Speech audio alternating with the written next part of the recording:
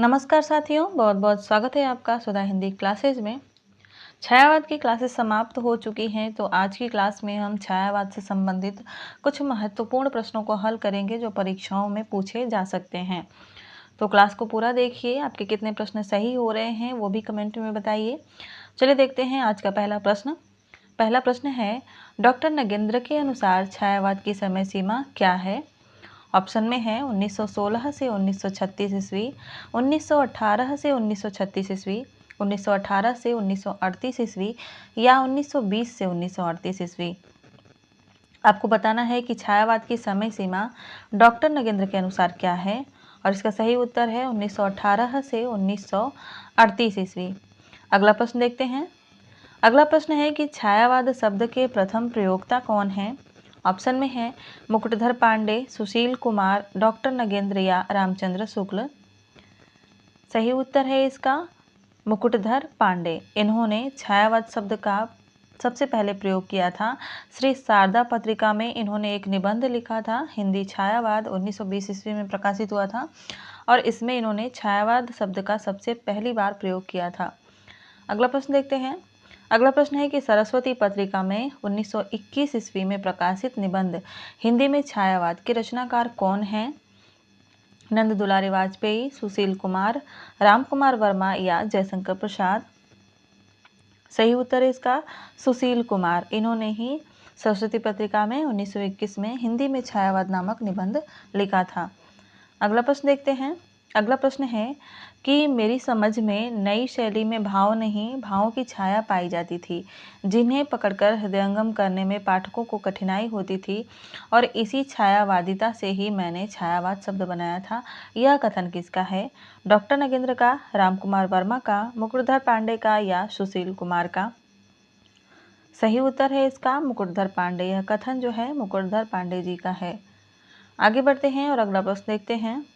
अगला प्रश्न है कि छायावाद स्थूल के प्रति सूक्ष्म का विद्रोह है, या किसका कथन है? रामकुमार वर्मा का, नगेंद्र का, रामचंद्र शुक्ल का या हजारी प्रसाद द्विवेदी का? तो छायावाद स्थूल के प्रति सूक्ष्म का विद्रोह है, यह डॉक्टर नगेंद्र जी का कथन है। अगला प्रश्न देखते हैं। अगला प्रश्न है कि जब आत्मा की छाया परमात्मा में और परमात्मा की छाया आत्मा में पड़ने लगती है, तब छायावाद की सृष्टि होती है। यह कथन किस आलोचक का है? रामकुमार वर्मा का, नंद दुलारे वाजपेयी का, महादेवी वर्मा का या निराला का? सही उत्तर है यह इसका डॉक्टर रामकुमार वर्मा का। यह कथन डॉक्टर रामकुमार वर्मा का है। आगे बढ़ते हैं। अगला प्रश्न देखते हैं। जब वेदना के आधार पर स्वानुभूति अभिव्यक्त होने लगी, तब हिंदी में उसे छायावाद के नाम से अभिहित किया गया। यह कथन किसका है? कृष्णदेव झारी का, जयशंकर प्रसाद का, महादेवी वर्मा का या मोहन अवस्थी का? सही उत्तर है जयशंकर प्रसाद का। यह कथन जो है जयशंकर प्रसाद जी का है। अगला प्रश्न देखते हैं। प्रश्न संख्या 8 है, छायावाद तत्वतः प्रकृति के बीच जीवन का उद्गीत है, उसका मूल सर्वात्मवाद है। यह कथन किसका है? महादेवी वर्मा का, सुमित्रा नंदन पंथ का, भगवती चरण वर्मा का या माखनलाल चतुर्वेदी का?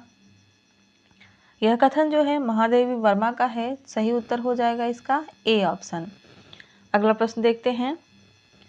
अगला प्रश्न है, छायावाद वस्तुवाद और रहस्यवाद के बीच की कड़ी है। यह कथन किसका है? गणपति चंद्र गुप्त का, गंगा प्रसाद पांडे का, डॉक्टर बच्चन सिंह का या शांति प्रिय द्विवेदी का? सही उत्तर है गंगा प्रसाद पांडे। यह कथन गंगा प्रसाद पांडे का है और बहुत ही इम्पॉर्टेंट है, इसको नोट कर लीजिएगा। जो भी प्रश्न आपको नहीं आ रहे हों उनको आप लोग अपनी कॉपी में नोट करते जाइएगा, ये बहुत ही महत्वपूर्ण प्रश्न है। अगला प्रश्न है कि छायावाद का प्रयोग दो अर्थों में समझना चाहिए, एक तो रहस्यवाद के अर्थ में और दूसरा काव्य शैली या पद्धति विशेष के व्यापक अर्थ में। यह कथन किस आलोचक का है? महावीर प्रसाद द्विवेदी का, नंद दुलारे वाजपेयी का, हजारी प्रसाद द्विवेदी का या रामचंद्र शुक्ल का? सही उत्तर है रामचंद्र शुक्ल। यह कथन जो है रामचंद्र शुक्ल जी का है। अगला प्रश्न देखते हैं। प्रश्न संख्या 11, निम्नलिखित में से छायावाद का अर्थ और ग्रहणकर्ता विद्वान सुमेलित नहीं, यानी कौन से विद्वान ऐसे हैं जिन्होंने छायावाद का अर्थ क्या लिया था और वह सुमेलित इसमें नहीं है? अन्योक्ति पद्धति महावीर प्रसाद द्विवेदी, मधुचर्या चित्रभाषा शैली रामचंद्र शुक्ल, व्यंग्यार्थ प्रधान शैली गणपति चंद्र गुप्त और अस्पष्टतावाद सुशील कुमार। सही उत्तर हो जाएगा इसका सी ऑप्शन, व्यंग्यार्थ प्रधान शैली। यह जो है गणपति चंद्र गुप्त ने नहीं माना है, जबकि हजारी प्रसाद द्विवेदी ने इसका यह अर्थ ग्रहण किया था छायावाद का। अगला प्रश्न देखते हैं। अगला प्रश्न है कि निम्नलिखित में से छायावाद को सौंदर्य की छाया किसने कहा है? निराला ने, महादेवी वर्मा ने, सुमित्रा नंदन पंत ने या जयशंकर प्रसाद ने? तो छायावाद को सौंदर्य की छाया कहा था सुमित्रा नंदन पंत ने। सही उत्तर हो जाएगा इसका सी ऑप्शन। अगला प्रश्न देखते हैं। अगला प्रश्न है कि रविंद्रनाथ टैगोर की कविताओं के प्रभाव से हिंदी में छायावाद का आगमन मानने वाले आलोचक कौन हैं? रामचंद्र शुक्ल, सुशील कुमार, मुकुटधर पांडे या रामविलास शर्मा? और इसका सही उत्तर है रामचंद्र शुक्ल। रामचंद्र शुक्ल ऐसा मानते हैं कि हिंदी में जो छायावाद है वह रविंद्रनाथ टैगोर की कविताओं के प्रभाव से हिंदी में आया था। आगे बढ़ते हैं। अगला प्रश्न है कि छायावाद के संदर्भ में असत्य कथन कौन सा है? इसमें हमें असत्य कथन जो है बताना है।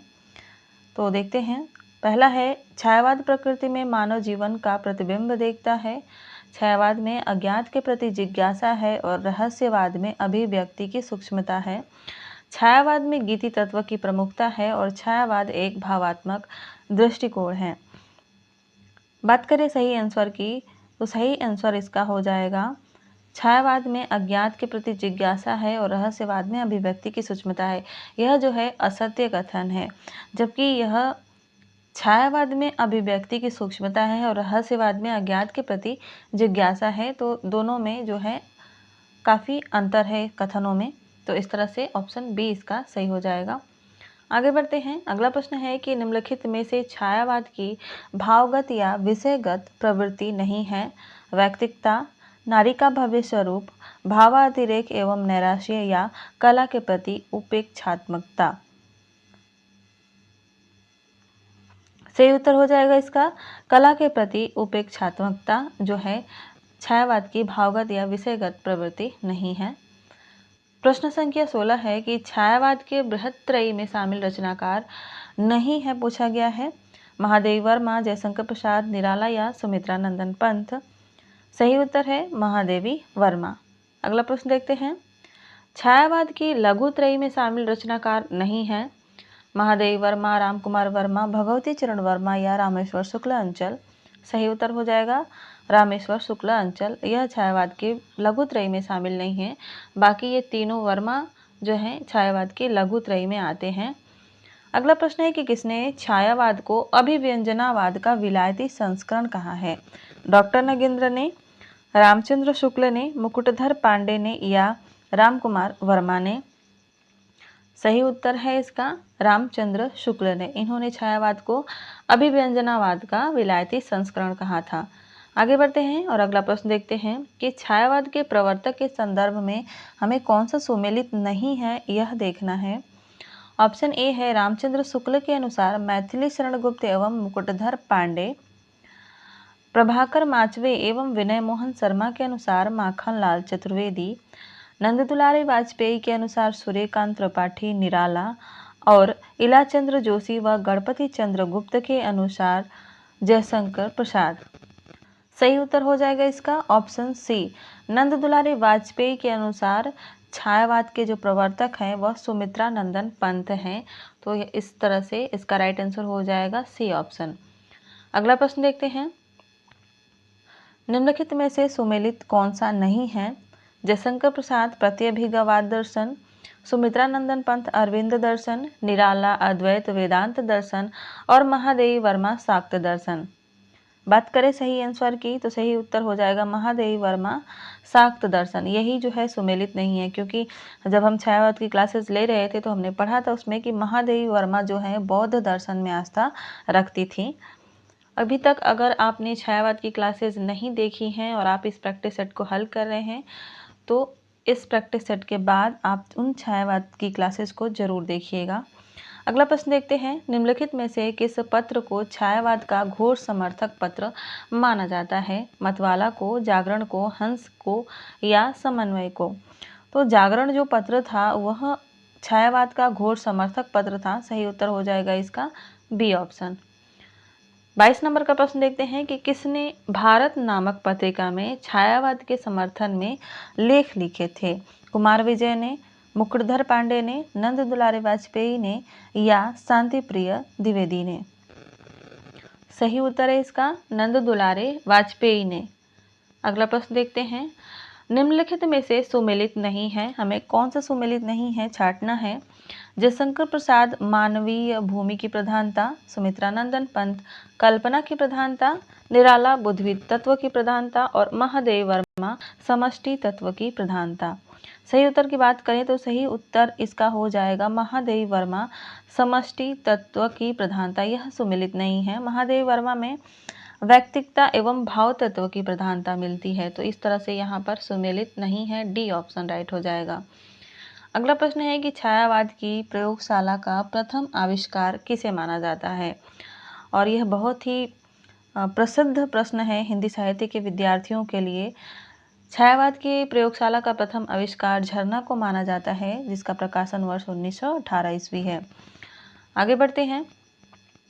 अगला प्रश्न है कि आचार्य शुक्ल के अनुसार छायावाद के प्रतिनिधि कवि कौन हैं? पंत, निराला, महादेव वर्मा या जयशंकर प्रसाद? सही उत्तर हो जाएगा सुमित्रानंदन पंत। आचार्य शुक्ल के अनुसार छायावाद के प्रतिनिधि कवि जो हैं सुमित्रानंदन पंत हैं। आगे बढ़ते हैं। प्रश्न संख्या 26 है, लाक्षणिक और व्यंजनात्मक पद्धति का प्रगल्भ और प्रचुर विकास छायावाद की काव्य शैली की असली विशेषता है। यह कथन किस आलोचक का है? डॉक्टर नगेंद्र का, रामचंद्र शुक्ल का, मुकुटधर पांडे का या डॉक्टर नामवर सिंह का? सही उत्तर है इसका रामचंद्र शुक्ल। ऑप्शन बी इसका राइट आंसर है। अगला प्रश्न देखते हैं। अगला प्रश्न है कि छायावादी रचनाकारों का सही आरोही कालानुक्रम कौन है? हमारे पास है निराला, पंत, प्रसाद और महादेव वर्मा। बात करें जयशंकर प्रसाद की तो इनका जन्म हुआ था 1889 ईस्वी में। उसके साथ ही बात करें निराला के जन्म की तो इनका जन्म 1896 ईस्वी में हुआ था। सुमित्रानंदन पंत का जन्म हुआ था सन 1900 में। और वहीं महादेव वर्मा की बात करें तो इनका जन्म हुआ था 1907 ईस्वी में। तो इस तरह से देखें तो इसका राइट आंसर हो जाएगा सी ऑप्शन, प्रसाद, निराला, पंत और महादेव वर्मा। आगे देखते हैं अगला प्रश्न। अगला प्रश्न है कि जयशंकर प्रसाद की रचनाओं का सही आरोही कालानुक्रम कौन सा है? और हमारे पास है आंसू, उर्वशी, कामायनी और लहर। बात करते हैं उर्वशी की सबसे पहले तो यह 1909 ईस्वी में है और आंसू जो है 1925 ईस्वी में है। बात करते हैं लहर की तो यह 1933 ईस्वी में प्रकाशित हुई थी और कामायनी जो है 35 ईस्वी में प्रकाशित हुई थी।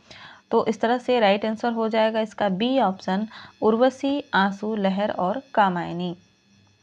आगे बढ़ते हैं और अगला प्रश्न देखते हैं। अगला प्रश्न है कि जयशंकर प्रसाद की प्रथम छायावादी कविता कौन सी है? सावन पंचक 1906 ईस्वी, प्रथम प्रभात 1918 ईस्वी, खोलो द्वार 1914 ईस्वी और मीरा प्रेम 1909 ईस्वी। सही उत्तर हो जाएगा प्रथम प्रभात 1918 ईस्वी। यह जयशंकर प्रसाद की प्रथम छायावादी कविता है। आगे बढ़ते हैं और अगला प्रश्न देखते हैं। प्रश्न संख्या 30 है कि जयशंकर प्रसाद की कौन सी रचना को हिंदी का मेघदूत कहा जाता है? उर्वशी को, आंसू को, शोकोच्छ्वास को और कामायनी को?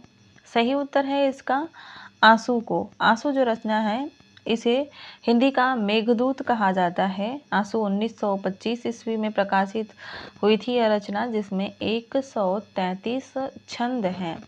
तो इसको भी आप लोग ध्यान दीजिएगा। बढ़ते हैं अगले प्रश्न की तरफ। अगला प्रश्न है कि जयशंकर प्रसाद की कौन सी रचना को श्रृंगारी विप्लंब कहा जाता है? चित्राधार को, प्रेम प्रतीक को, आंसू को या उर्वशी को? सही उत्तर हो जाएगा आंसू को। आंसू को जो है श्रृंगारी विप्लंब आचार्य रामचंद्र शुक्ल जी ने कहा था।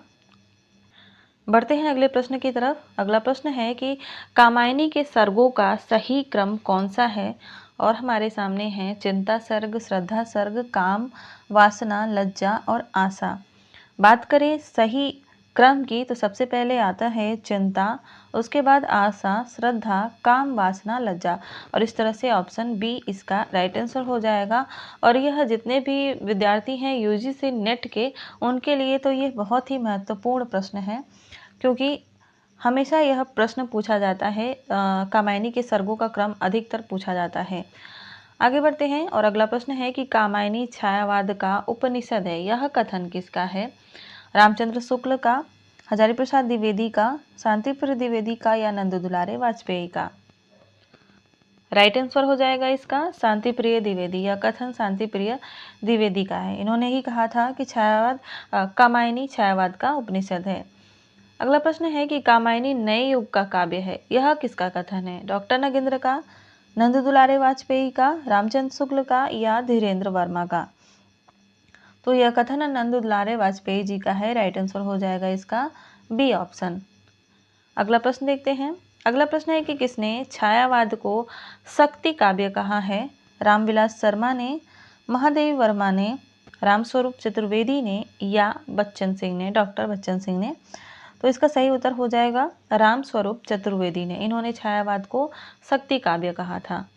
बढ़ते हैं अगले प्रश्न की तरफ। प्रश्न है कि निम्नलिखित में से पंत की छायावादी रचना नहीं है? युगवाणी, उच्छ्वास, ग्रंथि और वीणा।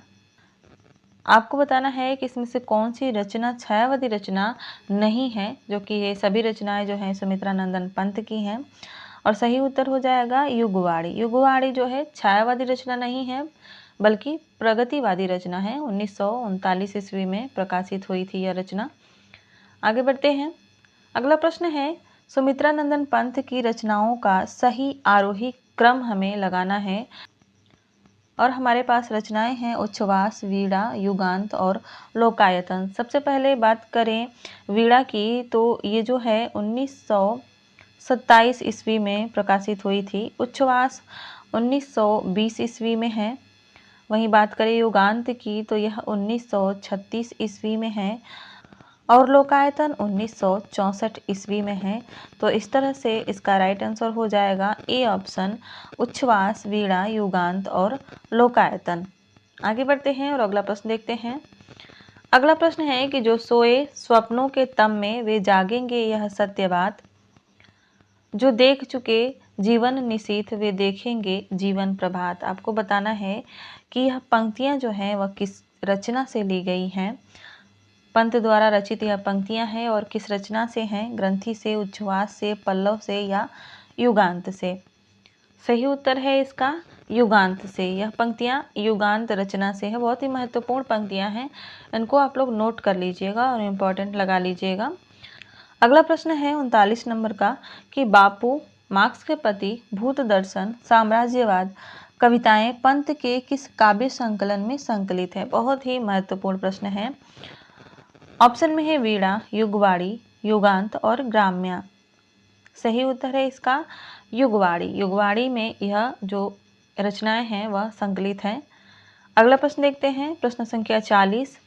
प्रश्न है कि तुम्हारी मधुर मूर्ति निहार, लग गई मधु की वन में ज्वाल, खड़े किंसुक अनार कचनार, लालसा की लौ से उठ लाल। पंत की किस रचना की यह पंक्तियां हैं? उच्छ्वास से, गुंजन से, लोकायतन से या ग्रंथि से? सही उत्तर हो जाएगा इसका गुंजन। यह गुंजन की पंक्तियां हैं। गुंजन जो रचना है वह 1932 ईस्वी में प्रकाशित हुई थी। अगला प्रश्न देखते हैं। अगला प्रश्न है कि स्वयं निराला ने अपनी प्रथम कविता किसे माना है? जूही की कली को, भारत वंदना को, भिक्षुक को या पंचवटी प्रसंग को? सही उत्तर हो जाएगा जूही की कली को, जो कि 1916 में प्रकाशित हुई थी। इसको इन्होंने अपनी प्रथम रचना माना है। अगला प्रश्न देखते हैं। अगला प्रश्न है कि निराला की रचनाओं का सही आरोही कालानुक्रम कौन सा है? रचनाएं हैं अपरा, गीत गुंज, अर्चना और नए पत्ते। बात करें अपरा की तो अपरा 1956 ईस्वी में है। 1956 ईस्वी में अपरा प्रकाशित हुई थी। गीत गुंज जो 1954 ईस्वी में प्रकाशित हुई थी। और बात करें अर्चना की तो 1950 में है यह। और नए पत्ते 1946 में हैं। तो इस तरह से इसका राइट आंसर हो जाएगा बी ऑप्शन, नए पत्ते, अर्चना, गीत गुंज और अपरा। बढ़ते हैं अगले प्रश्न की तरफ। अगला प्रश्न है कि किस आलोचक ने निराला को ओज एवं औदात्य का कवि कहा है? रामचंद्र शुक्ल ने, रामविलास शर्मा ने, नामवर सिंह ने या डॉक्टर नगेंद्र ने? किस विद्वान ने निराला को ओज एवं औदात्य का कवि कहा है? सही उत्तर है इसका रामविलास शर्मा ने। अगला प्रश्न देखते हैं। अगला प्रश्न है कि संगीत को काव्य और काव्य को संगीत के अधिक निकट लाने का सबसे अधिक प्रयास निराला जी ने किया है, और हमें बताना है कि यह कथन किस विद्वान का है? रामस्वरूप चतुर्वेदी का, डॉक्टर बच्चन सिंह का, रामचंद्र शुक्ल का या डॉक्टर राम कुमार वर्मा का? सही उत्तर है रामचंद्र शुक्ल का। यह कथन आचार्य रामचंद्र जी का है। अगला प्रश्न देखते हैं 45 नंबर का। साहित्यिक दृष्टि से छायावादी काव्य शैली का वास्तविक अभ्युदय पंत की उच्छ्वास से माना जा सकता है। यह कथन किस आलोचक का है? इलाचंद जोशी का, नंद दुलारे वाजपेयी का, मुकुटधर पांडे का या रामचंद्र शुक्ल का? तो इसका सही उत्तर हो जाएगा नंद दुलारे वाजपेयी। यह कथन नंद दुलारे वाजपेयी जी का है। अगला प्रश्न देखते हैं। अगला प्रश्न है कि निराला की कुकुरमुत्ता अभिजात्य से मुक्ति का प्रयास है। यह कथन किस आलोचक का है? बहुत ही इंपॉर्टेंट कथन है, इसको आप लोग जरूर नोट करिएगा। ऑप्शन में है गंगा प्रसाद पांडे, विनय मोहन शर्मा, दूधनाथ सिंह या प्रभाकर माचवे। आपको बताना है कि यह कथन किसका है। सही उत्तर है इसका दूधनाथ सिंह। यह कथन जो है दूधनाथ सिंह का है। आगे बढ़ते हैं। अगला प्रश्न देखते हैं। छोटे से घर की लघु सीमा में बधे हैं क्षुद्र भाव। निराला की किस रचना की पंक्तियां हैं? तुलसीदास की, सरोज स्मृति की, पंचवटी प्रसंग की या अधिवास की? सही उत्तर है इसका पंचवटी प्रसंग। यह पंक्तियां पंचवटी प्रसंग से ली गई हैं। अगला प्रश्न देखते हैं। अगला प्रश्न है कि जिस कलिका में कवि रहा बंद, वह आज उसी में खुली मंद। निराला की किस रचना की यह पंक्तियां हैं? सरोज स्मृति से, तुलसीदास से, विधवा से या पंचवटी से? सही उत्तर है इसका तुलसीदास। यह पंक्तियां जो है तुलसीदास रचना से हैं। अगला प्रश्न देखते हैं 49 नंबर का। सुख दुख की आवेशमयी अवस्था विशेष का गिने चुने शब्दों में स्वर साधना के उपयुक्त चित्रण करना ही गीत है। यह कथन किसका है? निराला का, महादेवी वर्मा का, हरिवंश राय बच्चन का या जयशंकर प्रसाद का? बहुत ही महत्वपूर्ण कथन है और यह कथन है महादेवी वर्मा का। अगला प्रश्न देखते हैं। अगला और इस प्रैक्टिस सेट का अंतिम प्रश्न है। अगली क्लास में कुछ और हम छायावाद के प्रश्नों को देखेंगे। क्लास कैसी लगी कमेंट में ज़रूर बताइएगा। कितने प्रश्न सही हो रहे हैं वो भी कमेंट में ज़रूर बताइए। प्रश्न है कि हमें महादेवी वर्मा की रचनाओं का सही आरोही कालानुक्रम लगाना है। रचनाओं की बात करें तो इसमें है निहार, नीरजा, सांध्य गीत और दीपशिखा।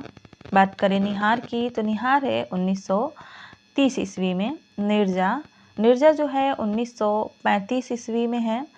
सांध्य गीत की बात करें तो 1936 में है और दीपशिखा आएगी 1942 में। तो इस तरह से इसका राइट आंसर हो जाएगा ए ऑप्शन, निहार, नीरजा, सांध्य गीत और दीपशिखा।